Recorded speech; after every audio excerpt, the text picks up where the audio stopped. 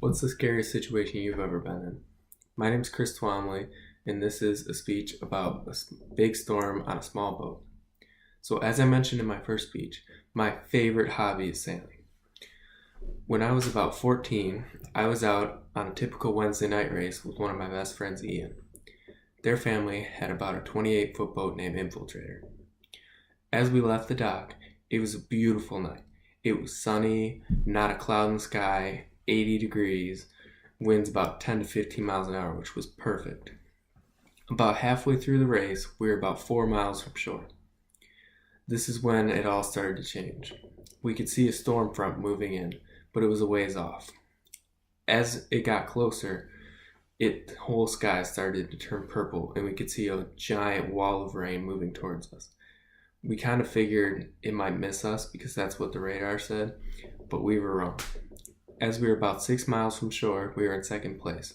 There's only one boat in front of us, and they weren't more than 300 yards ahead of us. The wall of rain moved towards them, and all of a sudden their boat heeled over, tipped over really far, and then they disappeared into the wall of rain. This is when we knew that something bad was about to go down. So there was just about enough time for us to all grab our raincoats and put on life jackets before it hit us.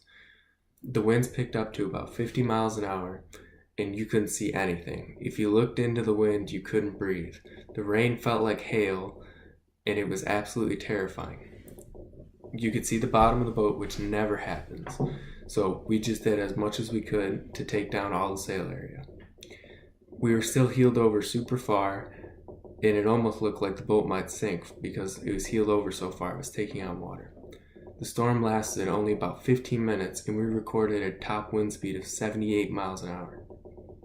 This was really, really high, especially for us, but we survived, and the boat fared well.